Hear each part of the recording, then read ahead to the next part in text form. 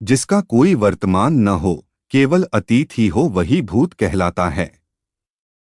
अतीत में अटका आत्मा भूत बन जाता है। जीवन न अतीत है और न भविष्य, वह सदा वर्तमान है। जो वर्तमान में रहता है वह मुक्ति की ओर कदम बढ़ाता है। आत्मा के 3 स्वरूप माने गए हैं: जीवात्मा, प्रेतात्मा और सूक्ष्मात्मा। जो भौतिक शरीर में वास करती है उसे जीवात्मा कहते हैं। जब इस जीवात्मा का वासना और कामनामय शरीर में निवास होता है तब उसे प्रेतात्मा कहते हैं। यह आत्मा जब सूक्ष्मतम शरीर में प्रवेश करती है उसे सूक्ष्मात्मा कहते हैं। भूत प्रेतों की गति एवं शक्ति अपार होती है। इनकी विभिन्न जातियां होती हैं और उन्हें भूत, प्रेत, राक्षस, पिशाच, यम, शाकिनी, डाकिनी, चुड़ैल, गंधर्व आदि कहा जाता है। भूतों के प्रकार हिंदू धर्म में गति और कर्म अनुसार मरने वाले लोगों का विभाजन किया है: भूत, प्रेत, पिशाच, कूष्मांडा, ब्रह्मराक्षस, वेताल और क्षेत्रपाल।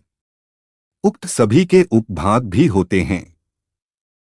आयुर्वेद के अनुसार 18 प्रकार के प्रेत होते हैं। भूत सबसे शुरुआती पद है, या कहें कि जब कोई आम व्यक्ति मरता है तो सर्वप्रथम भूत ही बनता है।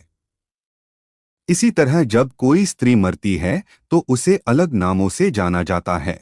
माना गया है कि प्रसूता स्त्री या नवयुवती मरती है तो चुड़ैल बन जाती है, और जब कोई कुंवारी कन्या मरती है तो उसे देवी कहते हैं। जो स्त्री बुरे कर्मों वाली है उसे डायन या डाकिनी करते हैं। इन सभी की उत्पत्ति अपने पापों, व्याभिचार से, अकाल मृत्यु से या श्रद्धा न होने से होती है। 84 लाख योनियां, पशु योनि, पक्षी योनि, मनुष्य योनि में जीवन यापन करने वाली आत्माएं मरने के बाद अदृश्य भूत प्रेत योनि में चले जाते हैं। आत्मा के प्रत्येक जन्म द्वारा प्राप्त जीव रूप को योनि कहते हैं। ऐसी 84 लाख योनियां हैं जिसमें कीट पतंगे, पशु पक्षी, वृक्ष और मानव आदि सभी शामिल हैं। प्रेत्योनि में जाने वाले लोग अदृश्य और बलवान हो जाते हैं। लेकिन सभी मरने वाले इसी योनि में नहीं जाते, और सभी मरने वाले अदृश्य तो होते हैं लेकिन बलवान नहीं होते। यह आत्मा के कर्म और गति पर निर्भर करता है। बहुत से भूत या प्रेत योनि में न जाकर पुनः गर्भधारण कर मानव बन जाते हैं। पितृपक्ष में हिंदू अपने पितरों का तर्पण करते हैं।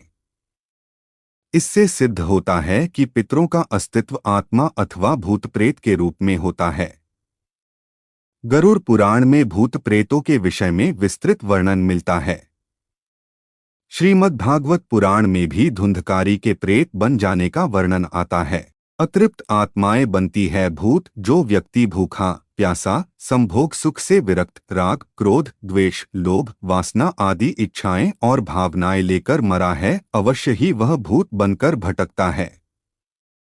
और जो व्यक्ति दुर्घटना, हत्या, आत्महत्या आदि से मरा है, वह भी भूत बनकर भटकता है। ऐसे व्यक्तियों की आत्मा को तृप्त करने के लिए श्राद्ध और तर्पण किया जाता है।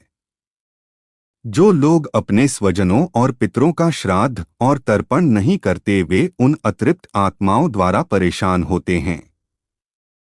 यम नाम की वायु वेद अनुसार मृत्युकाल में यम नामक वायु में कुछ काल तक आत्मा स्थिर रहने के बाद पुनः गर्भधारण करती है। जब आत्मा गर्भ में प्रवेश करती है तब वह गहरी सुषुप्ति अवस्था में होती है। जन्म से पूर्व भी वह इसी अवस्था में ही रहती है।